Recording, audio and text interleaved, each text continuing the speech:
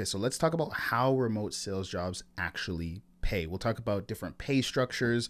We'll talk about how the structure varies between different, remote sales roles, and then we'll talk about typical like percentages you might get when it comes to commission in these types of roles. So jumping right into it, you've got a few different types: base pay, you've got draw, you've got just commission only. Everyone kind of, it's pretty self-explanatory there. You've got a flat pay per, and then within that you've got like recurring types of commission. Then you've got back end sales, and then you've got referrals, which differs with percentages depending on the company and the company structure. Now, all of this, like none of this is set in stone because every company kind of has their own way of doing things. There are things that are standard percentages, types of way of paying people. But again, every company can kind of come up with their own kind of comp plan, the way they see fit and the way that the sales team obviously agrees to and they're willing to work for. So don't take any of this as, hey, these are the only ways to get paid or these are the only structures that exist. I'm just going to cover the ones that I'm personally most familiar with. So base pay, what does that look like? Typically, we're gonna talk mostly about closing roles and appointment setting roles, but base pay is usually some kind of monthly flat base plus a commission on top of it. So you might see like 2K or 1,500 or 3,000 per month that you get no matter what, plus a percentage, 5%, 10%, 8%, 7%, some kind of percentage, typically less than 10% of whatever it is you're selling, right? So if you're selling a $1,000 product and you get 10% of that, or you're selling a $10,000 product and you get 10% of that plus your base pay, if your base pay is $2,000 a month, you sell a $10,000 product, you get 5% commission on top of your base pay. At the end of the month, if you only sold one, your commission would be $500. Then your base pay would be, did I say $2,000? $2,000. So then you would get paid $2,500 for that month. And that's like your base plus commission. So no matter what, you're guaranteed 2K and your commission is on top of that amount. Then you have the draw. This is one where a lot of people get confused. The draw is similar to the base in that you have a bare minimum. But the difference with the draw is whatever your commission percentage is, it has to fill that minimum first, and then you get whatever's in excess. So I guess the easiest way to think about a draw plus commission structure is you get whatever's the bigger of the two numbers. So again, if you have a base pay that's $2,000, right? Or sorry, if you have a draw that's $2,000, and then you have commission that's let's say 10%, and it's a $10,000 product, so you get $1,000 per sale. Let's say you sell 10 of those in a month. Simple math. That means you earn $10,000 for that month. With a base, you would get 10,000 plus the 2K, which would make it 12,000 for the month. With a draw, you get 10,000 because you get you either get the draw or more than the draw. So let's say instead of making 10,000 that month through 10 sales, let's say your commission was the same. You get 10%. It's a 10K product, but let's say you only sell one that month. So in commissions, you only earned $1,000. With a $2,000 draw, now you have $2,000 draw, $1,000 in commissions. The draw is higher, so you actually get paid $2,000 for that month, right? So the draw kind of protects you if you didn't earn more in commissions than the draw, but the draw is not added to the commission. Hopefully that makes sense. Then you have commission only, standard, whatever you sell, percentage of that, that's what you get. $10,000 product, $1,000 per sale, 10% commission. You sell 3 of them, you make $3,000. You sell 1 of them, you make $1,000. You sell 5 of them, you make $5,000. You sell 10 of them, you make $10,000. and that's all she wrote. You sell none of them, you make nothing. That's what that payment structure is. It's commission only. Then you kind of have a flat pay per type thing, which is essentially commission, but it's just not based on percentage of what you sold. It's just a number that the company came up with. So it could be like, hey, when you sell this, you earn this. It's not based, I mean, you could do the math and be like, oh, technically it's this much percent, but that's not how it's like worded, right? So it's just, hey, every time you sell this, you get $10. Every time you set an appointment that shows up, you get $5. Usually you see the pay per in a non-sale, like in a non-sold scenario, because it would just be worded as commission if not. So usually you'll see that with like an appointment setter who gets paid per appointment, like appointment that shows up to the call that's qualified. They'll be like, hey, you get $20 or $10 or $50 per qualified appointment. That's usually where you'll see that, because you would probably just call it commission if it was a sale, right? So that's flat pay per. You get paid, and sometimes like you get bonuses on top of that too. So sometimes you get an extra $200 for someone who paid in full. You might get a certain percentage for like an extra, just bonuses for different things. Hey, if you sold 100K this month, it's 10% commission. If you sold 200K this month, you get 12% commission. If you sold 300K this month, you get 15% commission. So some companies have different commission tiers like that, or they give out, hey, you get a 10,000 bonus for every 100,000 you collect, or something like that, right? So that's kind of different. Again, like I said, people can get pretty custom with this depending on the company and what it is that they want to actually do. Then you have kind of just like the extra stuff, recurring, back-end referral. The only reason I mention it is because the cool thing about recurring commissions, usually it's like you work with a marketing agency that sells retainers, right? Which is monthly. So sometimes you'll sell a $2,000 a month retainer and maybe you get 5, or maybe you get 10% commission, but you get 10% commission every single month as long as they stay on the retainer maybe. Or sometimes what they'll do is they'll give you a bunch up front. Instead of, if it's a $2,000 commission, LTV, which means typical amount of time that they're keeping the company on, the lifetime value of that customer. Let's say they typically keep people for 6 months.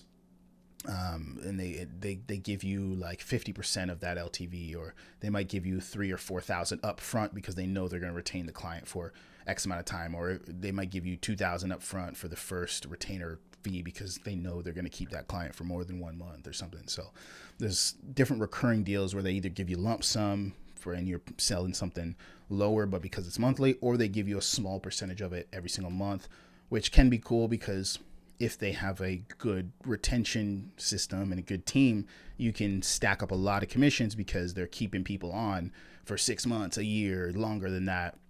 And you're just getting tons of commissions from that. Again, you see that with marketing agencies and different offers where it's a consistent commission or consistent payout. Then back end, typically with a bigger team, back end sales mostly goes to the CSM meaning client success manager. So where they are in the process is you've got the appointment setters who set the appointments for the closers close the deal and then pass them on to CSMs who do onboarding calls. They're pretty much like, if it's a coaching offer, they're pretty much the actual coaches who do the coaching. If it's a bigger company, we're not talking about like a solopreneur who's on Instagram running ads and he's like doing all the coaching. He's the face and he's the delivery. This is when companies are scaling a couple 100,000 a month now, 500K plus. They're scaling. They've got 5, 6, 7, 8 closers on the team, 5 closers plus on the team, and now they need a delivery team because they can't deliver all the coaching themselves. So they hire CSMs that come in, are industry experts on the things that they're selling about, like real estate coaching, whatever, and they come in and coach the people. And a lot of times when companies are looking to scale even further, they take those CSMs, they coach them, and then they sell them on an upsell on the back end for their most elite and best clients who want further support. Sometimes that, like, again, if you have a big company, you might have the founder, the face, the one who does on all the marketing and everything. They might be like the initial flagship product might be work with the coaches, get a certain result. Then back end sale might be exclusive access to private mastermind with the face of the company, with that founder or something like that, right? Or additional one-on-one coaching time or extended coaching or something like that. There's a lot of different back end offers out there, but as a closer, sometimes you might get an extra percentage for that back end close. If you close it yourself, some companies might have you close it, do front end and back end. Most companies, the CSMs will sell the back end. Sometimes what you can do is, if you're staying in touch with your people you close, you can set appointments for someone on the team to do the back end. If it's a massive company that really focuses on back end hard, maybe you could even be a back end only closer. I've only seen that a handful of times, but I'm sure there's a lot more out there than what I've seen. But there are some back end only teams. And then there's other, actually, we'll get into another video about different types of closing roles like that, back end and payment plans and stuff like that. But then you also have a referral, where the only reason I mention it is because your commission percentage is usually higher if you close referrals. So for example, if you're a closer, you make 10% per close. Typically a business will give you 15% or 12% or 20% or just a higher percentage for referrals, because they didn't have to pay for the marketing and stuff like that. And you obviously put in some extra work to set and close that person. Therefore you get a higher percentage on that. So again, so many different ways this could be structured, and so many different ways you can negotiate these things for favorable options for yourself as well, especially with smaller companies that are kind of, only on their third or fourth rep and stuff like that. Like, you can definitely play with this stuff. How it varies by role. I've seen base plus commission with closing roles, but it's more rare. Unless we're talking like corporate account executive SDR, then almost all of them have some kind of base or salary for the most part. But if we're just talking info product, agencies, advertising, high ticket, remote kind of sales roles, I put quotations because corporate SaaS and stuff, like, there's tons of high ticket in that too. But when people say high ticket, they mean like this remote. I mean, they're all remote. It's hard to say because they're all remote.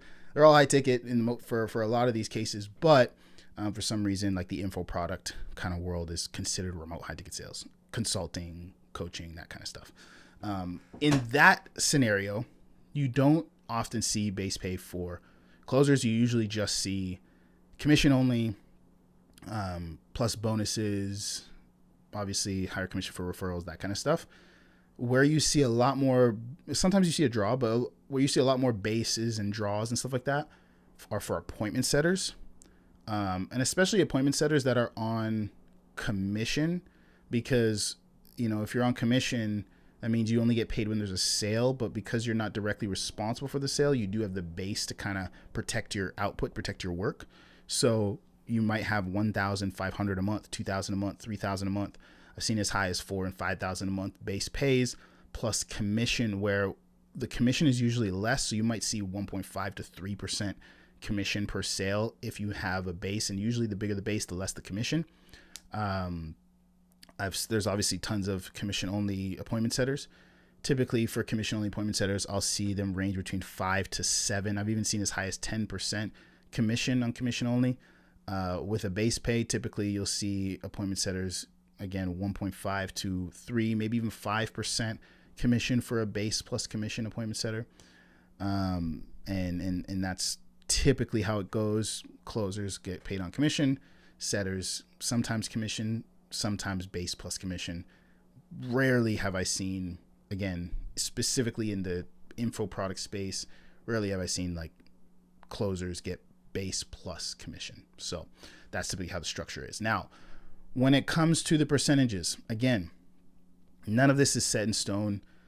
Closers sometimes, when I've closed, I've gotten as high as 20%, 25% commission as a closer on a small team.